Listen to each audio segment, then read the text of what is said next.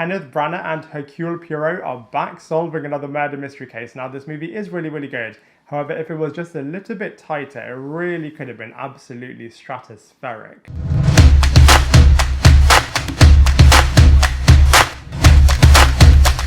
Hello everybody and welcome back to my channel Lifestyle Critic. I hope you're having a brilliant day. So in this video we are going to be reviewing Death on the Nile, which is a murder mystery movie and is the long-awaited sequel of Murder on the Orient Express. And this particular title is the third adaptation of this particular Agatha Christie novel.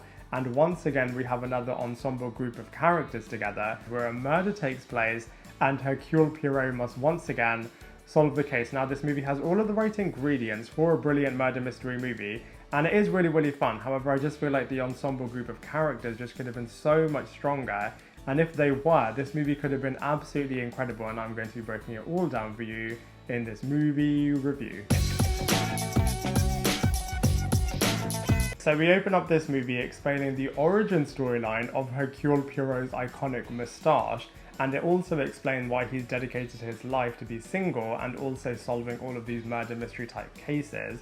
We then go to Egypt where we meet a brand new string of characters, mainly heiress Annette, who has just married Simon, who used to be engaged to her best friend Jackie from a childhood point of view, which is obviously really, really awkward. We then board onto an Egyptian cruise ship where once again a murder takes place in a very confined location, and Hercule Poirot must once again solve the case. Now, from a positive point of view, I feel like the plot is actually really, really interesting. I feel like they did a really good job in terms of building this particular world and narrative, and it's relatively well paced as well, and I feel like the Egyptian area just lends itself to such a cool backdrop, and it just looks really, really cool, and from a storyline point of view, it's really, really strong as well. And of course, with these kind of films, there's always loads of twists and turns, and by the end of this movie, when everything is revealed, you can put all of the clues together, and so I feel like it works really, really well.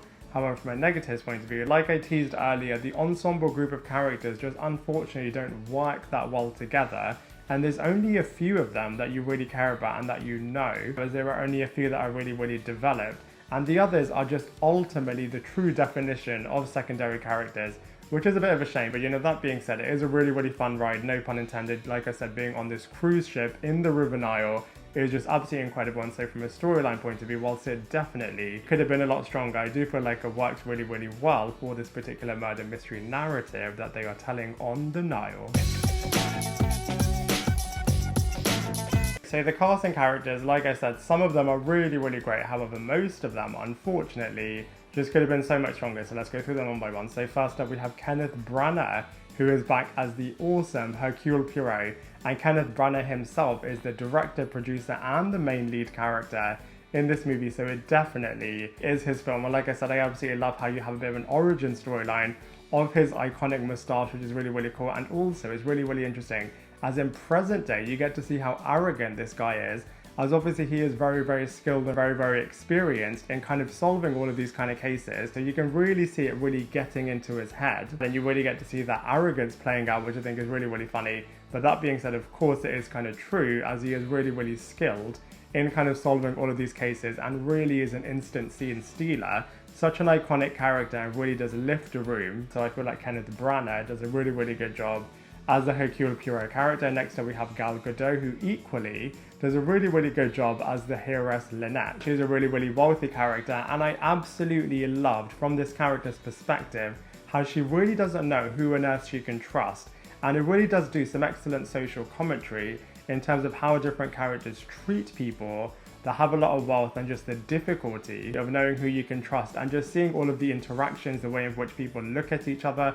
I just feel like it's such a brilliant reflection on society, and I feel like actually if this movie was made into a bit of a series, it could have been so much stronger. As not only could you have got to know all of these different characters as well, but they really could have fleshed certain things out, and I feel like this character in particular would have been absolutely iconic if you really got to be with her and all of these other different characters for a lot longer. We also have Armie, who is playing a character called Simon, who has recently married the Annette character, and he used to be married to Jackie, who is played by Mackey. And they do such a good job in terms of showing how the Jackie character just has not been able to move on from the fact that her ex-fiance is now being married to her ex-best friend.